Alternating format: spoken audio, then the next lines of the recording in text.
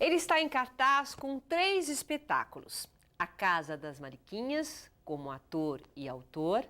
João da Cruz e Maria Aparecida, como autor e diretor. Dramaturgo consagrado, navega no mundo do teatro com bagagem e formação de educador e mestre em filosofia.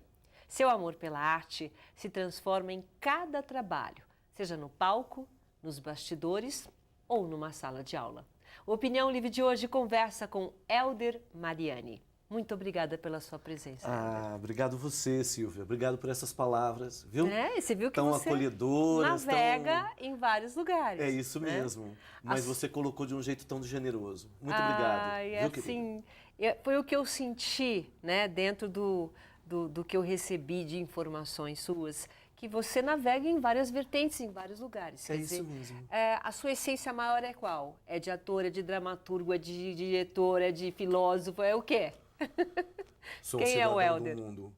Eu acho que todos esses papéis que você colocou aí, ainda faltaram os papéis de professor de filosofia, de professor de teatro, são todos tentativas, caminhos que eu busco enquanto trabalho de vida, mas para discutir as coisas que eu tento discutir, para falar as coisas que me tocam, que me motivam, entende?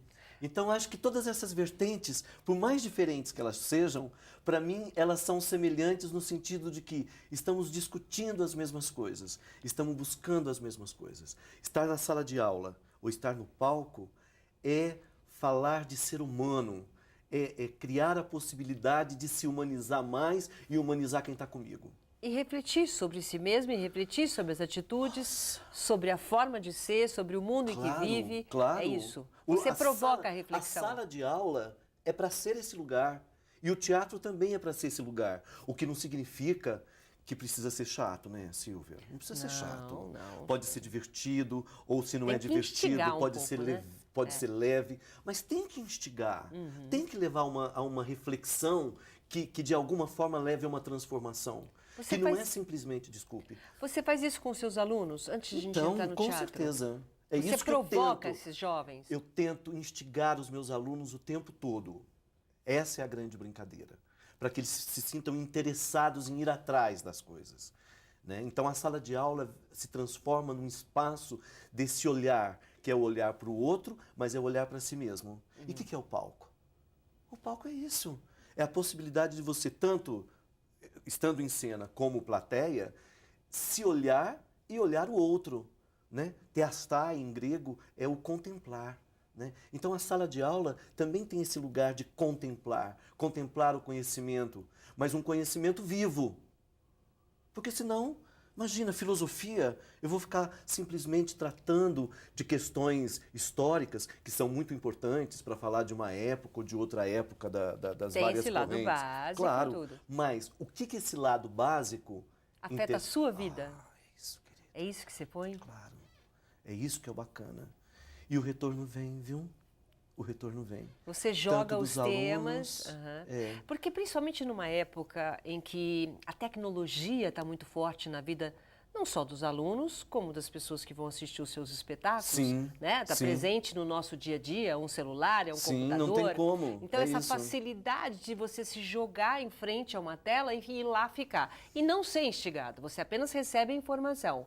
No caso, com você, dentro de uma sala de aula ou num palco, você provoca as pessoas a saírem do lugar comum ou saírem da zona de conforto, é isso? Então, acho que sim, eu tento com todas as minhas forças, porque eu acho que o teatro, novamente, como sempre, agora, nessa revolução tecnológica que nós estamos vivendo, que você colocou aí, ele continua sendo um espaço de resistência e de subversão.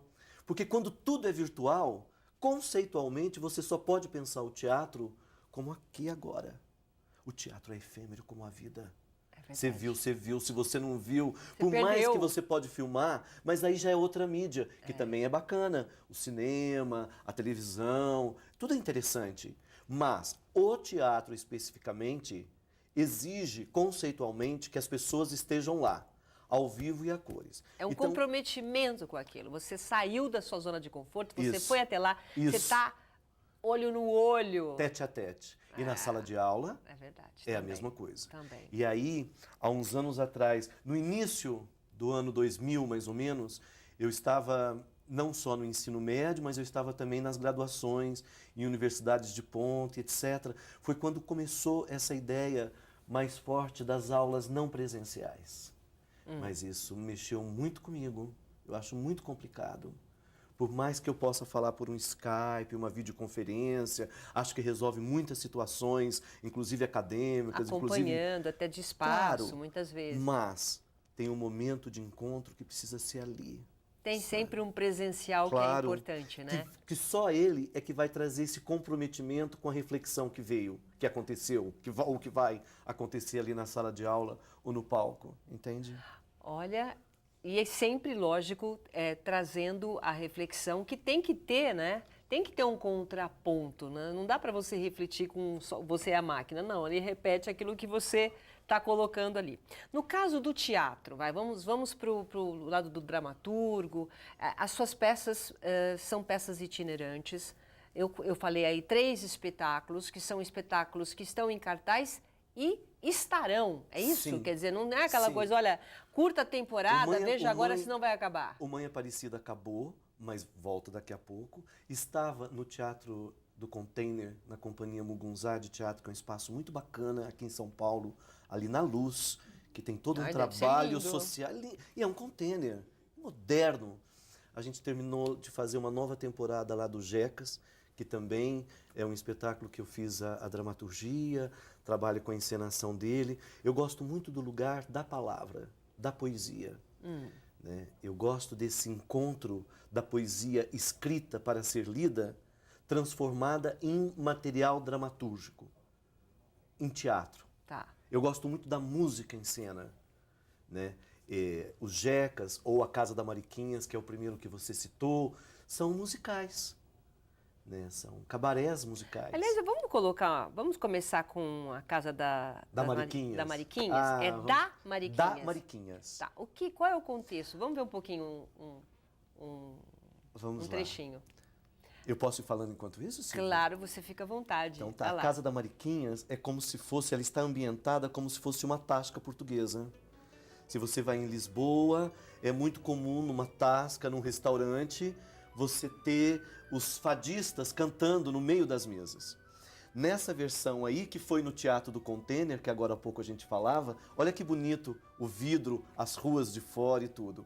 Aí nós não temos as mesas, mas onde a gente fez mesmo a primeira temporada e estamos agora nessa segunda temporada, que é na Companhia da Revista, ali na Alameda Notman, quase esquina com a São João, no centro da cidade, ali nós temos as mesas. E o serviço funciona, o serviço de bar funciona o tempo todo enquanto o espetáculo acontece. Você se sente exatamente numa tasca portuguesa. Você está super à vontade. Claro. E isso também cria na plateia uma celebração, entende? Se transforma numa celebração, todos nós. Que não tem a ver com teatro também interativo, não é isso que eu estou falando. Você está ali sentada na sua mesa, apreciando o espetáculo, ouvindo os fados maravilhosos, mas você está ali preservada. Mas ao mesmo tempo você está ali convocada a cantar o fado que você se lembrou, convocada entre aspas. Qual né? que é a história dessa Casa da Mariquinhas? A história da Casa da Mariquinhas é a história do fado, Silvia. A gente perpassa aí desde a famosa Severa, no século XIX, né? E as várias correntes que dizem que o fado, por exemplo, começou aqui no Brasil, no Rio de Janeiro. Né? Aliás, se começou aqui ou não, não importa. Importa que o que nós temos, né? nós temos essa matriz. Né? É a nossa matriz, a nossa MPB, ela é muito inspirada na canção portuguesa, nessa nostalgia. Veja a nossa música mais clássica de Mas MPB. o fado é muito triste, não é? Não, também. Porque ele vai lá, viu, Silvia? Melancólico, não é? Ele vai lá naquela melancolia que é dor de cotovelo portuguesa. Nossa, mas também ele tem um lado muito alegre. Mas eu brinco que mesmo o lado alegre é triste. Por quê? Mas é uma tristeza boa. Porque tem sempre uma coisa de uma saudade, de uma nostalgia, de uma... São sentimentos que provocam emoção na gente, né? Muito. Então, Muito. essa é a ideia. É impressionante como as pessoas, escutando aqueles fados, e eu fiz questão de colocar fados que a sua memória, na hora, traz, né? Vem. Fados conhecidos, fados eternizados na voz da grande Amália Rodrigues, né? Esses fados estão na cabeça das pessoas. Então, de alguma forma, quando você acessa essa memória, parece que vem junto essa carga toda, dessa nostalgia, dessa saudade, que não é só português, eu acho.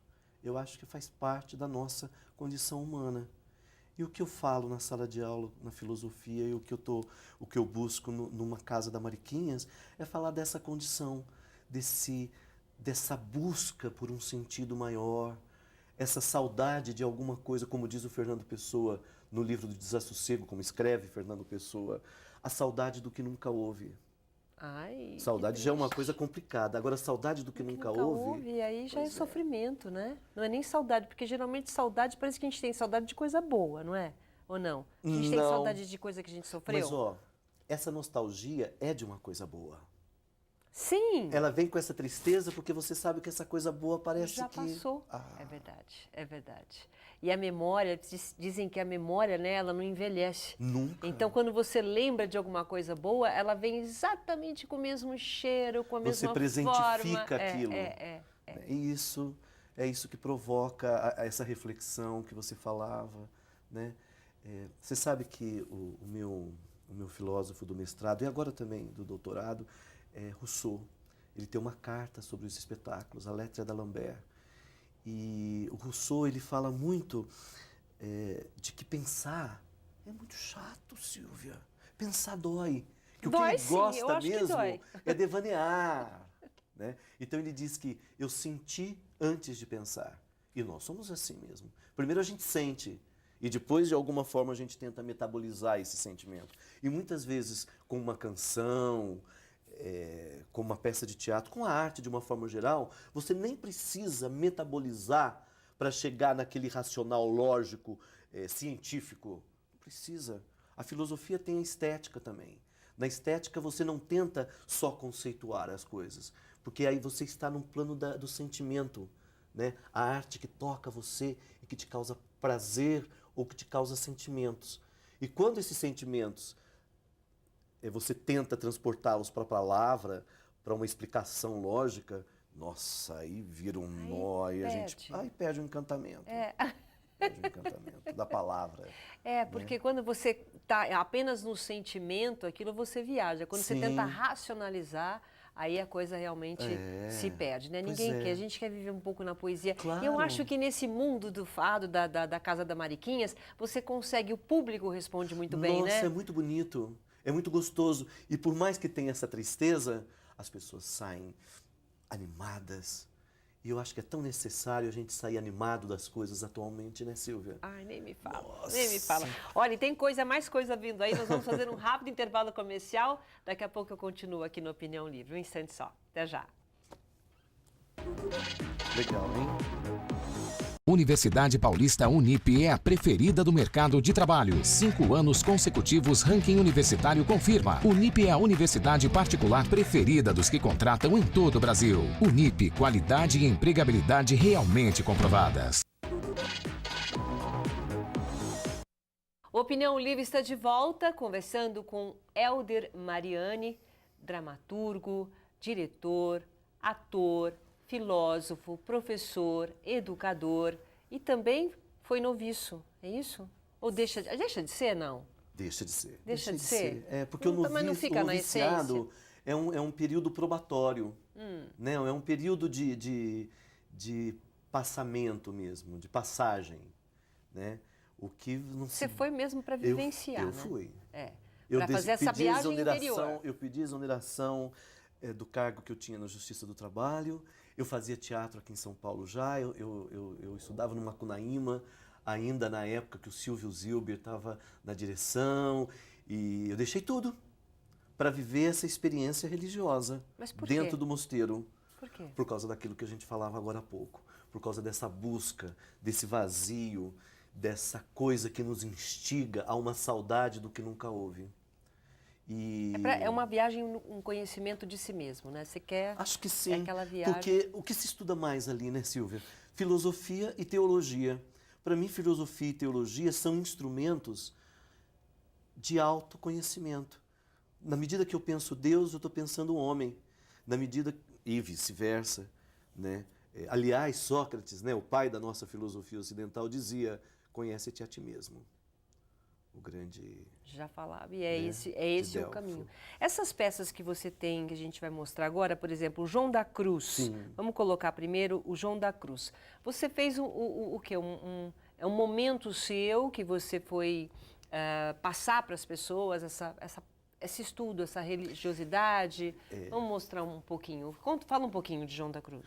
João da Cruz é uma pesquisa minha dentro desse mundo religioso, mas que ao mesmo tempo é um discurso que ultrapassa a fronteira do religioso, né, Silvia? Porque a gente está falando do ser humano, a partir de uma linguagem religiosa. E o que eu estou falando daquilo que dentro da tradição espiritual cristã, inclusive, se chama a noite escura da alma, que é este momento de conflito muito grande entre a fé e a razão. Aliás, a grande questão da modernidade, mesmo agora do que a gente chama de pós-modernidade, né, é esse dilaceramento desse homem moderno, né, entre a fé e a razão. Porque o iluminismo, a revolução industrial, agora essa revolução tecnológica, tudo isso nos transformou enquanto seres humanos muito, né? É verdade. E isso, de alguma forma, tem seu preço também, né? E o preço, eu acho que está nesse dilaceramento por conta desse conflito entre fé e razão, que é isso que é a noite escura. É isso que São João da Cruz, poeta místico espanhol do século XVI, viveu na vida dele. Esse questionamento. Este questionamento. E isso que é bacana. Porque, normalmente, quando você fala de um santo católico ou de um santo de qualquer religião, você sempre coloca esses homens, essas mulheres, num lugar mais elevado.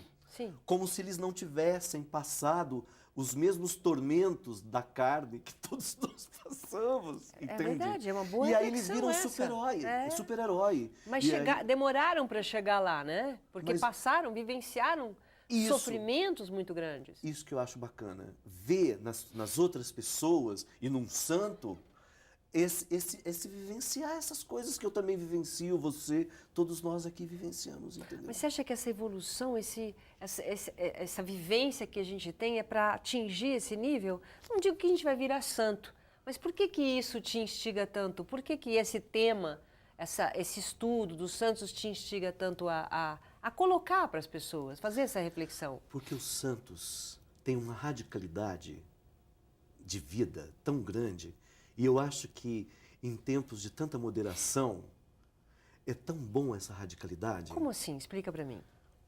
Pegar um exemplo muito claro que, independente de você ser religioso ou não, isso é um estereótipo, já faz parte da nossa cultura. Tá. São Francisco de Assis. Ok. Ele é reconhecido, o discurso dele vai além de Sim, qualquer é verdade. discurso religioso.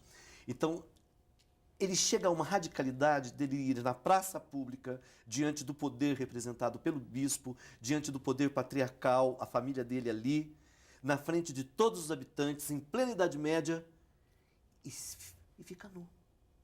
Ele tira a roupa. Meu pai, nem a roupa que o senhor me deu, eu quero mais. Está aqui. Essa radicalidade de João da Cruz. A nossa peça se passa em 9 meses que ele ficou preso numa latrina no convento dos Carmelitas Calçados, em Toledo. Uma linda cidade espanhola que eu tive o privilégio de conhecer agora. Apesar que esse prédio dos Carmelistas, onde São João da Cruz ficou preso, não existe mais. No século XVIII ou XIX ele foi destruído na guerra com os franceses. Enfim, não existe mais, mas era o prédio mais importante da cidade. E João da Cruz ficou ali preso numa latrina. Só existia um buraquinho que ele recebia a luz do meio-dia. E ele ficou ali dentro, em condições subhumanas. Quando ele saía, era para ir para o refeitório ser torturado, dizer que ele era um rebelde, dizer que ele não era obediente. Porque o que ele propunha? Ele propunha a reforma que veio acontecer junto com Santa Teresa d'Ávila, da ordem religiosa que ele participava. Ele queria que a ordem fosse dos carmelitas descalços, que é uma metáfora, apesar que não tem nada de metáfora, é radical. Ele andava descalço. Mas a ideia de estar descalço é a ideia de deixar de lado todos os privilégios que os religiosos da igreja recebiam naquele momento. Sim. Desde o Isso que ele figurino, era figurino estou brincando, É. mas desde o hábito religioso, que eram hábitos caríssimos. Imagina, naquela época, abrir mão disso, que ele já era um Para contestador você usar e uma roupa de perseguido. saco, Sim. para você Olha, usar uma roupa de saco, que incrível. para você isso. comer pão e água e pedir esmola, Isso é radicalizar. É isso que você está isso é falando. radicalizar. No caso da Mãe Aparecida. Mãe Aparecida. É a mesma coisa. Você tem uma imagem que, independente de você ser da Igreja Católica ou não, é uma imagem que faz parte da cultura do Brasil, que é uma imagem desse tamanho, de barro. É isso. É de uma fragilidade. Você lembra, aliás, a gente conta isso na peça. Você lembra nos anos 70, Silvia, que foi um rapaz, o Marcos, na peça tem o nome dele completo, que no meio da missa ele foi lá e pegou a santa e derrubou a santa, e a Sim. santa se fez em pedaços. Sim. Foi ser restaurada aqui no MASP, por uma restauradora do MASP. Só para mostrar a fragilidade de uma imagem de barro que escureceu de ficar dentro de um rio. A força do discurso dessa imagem, a radicalidade, foi em pleno período de escravidão. E ela vem Escura. negra, escura. Qual é o primeiro milagre atribuído a Nossa Senhora Aparecida? É a libertação de um negro fugido. O negro fugiu uma vez, o negro fugiu acho que duas. Na terceira ele foi preso, ele foi acorrentado, ele foi nos pés de Nossa Senhora Aparecida e as correntes rebentaram. A questão não é se isso historicamente aconteceu verdade ou ou não. Não importa. Qual que é realmente a questão que A você questão que eu pego é, ela veio para dizer que tem que libertar o negro da escravidão. Nenhum ser humano pode ser escravo. Nem o negro e nem o pobre. Porque também, É um se você símbolo. vai em Aparecida até hoje, vem aqueles ônibus de gente muito simples. Com muita lá, fé. Lá, É você verdade, entendeu? é verdade. É maravilhoso. Os peregrinos. É um símbolo, como você verdade, falou. É um símbolo muito forte. E é a fé, realmente. E você estava falando também de Santa Teresinha? Sim, eu já estou numa trilogia religiosa, eu posso Não, dizer. eu acho lindo. Porque Santa é um- Teresinha estreou na Casa das Rosas, onde agora estamos com João da Cruz, há 4 anos atrás, em janeiro de 2014. De lá para cá, nesses 4 anos, a gente não parou de fazer. Não só em temporadas abertas ao público, mas também em igrejas, catedrais, conventos, em lugares alternativos, né? Santa Teresinha foi uma carmelita descalça, que viveu séculos depois de São João da Cruz, mas que o tem como pai espiritual, porque ela entra na ordem que foi reformada por ele, né? E ela é considerada uma santa moderna, uma guerreira. E qual que foi a luta dela? Isso que a gente falava agora há pouco, a fé e a razão, a noite escura. E qual que é, o que é a santidade quando chega, né, nesse patamar? Ser santo. Eu não sei te responder, mas eu sei de uma luta, não querer ser santo no sentido moralista, mas querer ser santo no sentido radical da liberdade. Eu acho que é uma busca, não dá para você fechar dentro de um conceito. Tá. Agora, tem pessoas, viu, Silvia? Tem pessoas que você chega perto e que te tocam de alguma forma, independente da profissão religiosa.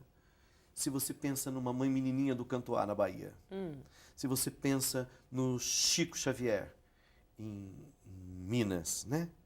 Em Minas. Se você pensa em Dom Paulo, aqui em São Paulo, Dom Paulo Evaristo Arnes, né? São pessoas como se fossem separadas, né? A sensação que a gente Você tem é que elas são sabe separadas por Deus. Que me aconteceu uma história, só para ilustrar isso. Eu estava em Buenos Aires, no início do ano em que Bento XVI renunciou e o Papa Francisco, argentino, assumiu. Eu estava lá em janeiro, ele assumiu em março. Em janeiro, eu estive do lado dele, como eu estou aqui com você, vendo ele dar uma entrevista como cardeal para uma manifestação política, como várias que acontecem na Argentina, ali na Praça de Maio, aquela confusão com a Associação das Madres da Praça, tudo ali. Quando eu vi aquele homem ali dando aquela entrevista, vários padres ainda de batina, eles celebraram uma missa às 11 da manhã, já era 5 horas da tarde e tudo ainda estava acontecendo. Eu comecei a chorar. Porque ele te emocionou. São eu não pessoas sabia que nos explicar. emocionam. Aí depois, meses depois, 3 meses depois, ele virou Papa e você vê tudo que esse homem está fazendo, né? Independente de todas as questões da igreja, que eu questiono muito, inclusive em João da Cruz ou em Terezinha, mas são questionamentos, acho que respeitosos e ao mesmo tempo necessários também. Mas você porque passa... os santos questionam. Questionam. Quem aprisionou João da Cruz eram padres também, eram irmãos da mesma ordem religiosa dele. Mas quando você coloca isso no palco, quando você coloca nos lugares, porque, pelo que eu entendi, esses espetáculos podem acontecer em qualquer local, não é? Aonde você acha que alguém queira, enfim. Terezinha aconteceu, por exemplo, no final do ano, foi as últimas apresentações nossas, no final do ano passado, na Catedral de Diamantina, e ali do lado, 70 quilômetros, a cidade do Cerro, a matriz do século XVIII, da cidade do Cerro. Aconteceu lá por conta das festividades da arquidiocese, do arcebispado de Diamantina, 150 anos, a convite do arcebispo. Então você vê que a gente transita... Isso já está se espalhando, né? As você pessoas já percebe? estão sabendo. A gente transita. Mãe Aparecida estreou no santuário Ai, que coisa linda de que deve Aparecida ter sido. para os colaboradores, para as pessoas que trabalham lá. O que você quer, né? Qual é a mensagem que você quer passar, indo por essa vertente e cada vez mais estudando e descobrindo e pesquisando o que a vida desses santos pode servir como exemplo, até como um norte para muita gente? O que é o principal? Qual é a essência do que você quer passar com esses espetáculos? Acho que se não a gente pode chamar isso espetáculo. São espetáculos de Mas teatro. para mim, não sei, já é outra mas coisa. Mas eles vão para um outro lugar, sim. Pelo menos esses 3 que nós citamos, Terezinha, João da Cruz e Mãe Aparecida. Porque eles vão fundo nessa questão religiosa. Né? Mas eu acho que não é uma mensagem. Eu acho que é propor uma reflexão naquilo que nós temos de mais humano na nossa essência e mais semelhantes. É aquilo que eu tenho mais próximo de você. Não importa que você seja mulher ou seja homem, rica, pobre, de países diferentes, existe uma essência no ser humano que é neste lugar que essas histórias desses santos trabalham, é neste lugar que a filosofia ocidental chega, né? Quando a filosofia se propõe a responder às tais questões existenciais, quem sou eu? De onde vim? Para onde vou? E o que eu estou fazendo nesse mundo? Perfeito. É isso. Muito obrigada pela sua presença aqui, muito viu? Obrigado. Obrigada pela sua... Infelizmente generosa. A gente não tem mais tempo, mas foi um grande prazer. Uma grande alegria. E parabéns, porque isso para mim é uma missão. Né? Muito bem, que você muito tem uma obrigado. Missão. Obrigada. O nosso Opinião Livre de hoje fica por aqui. Obrigada pela sua companhia e até o próximo programa. Tchau.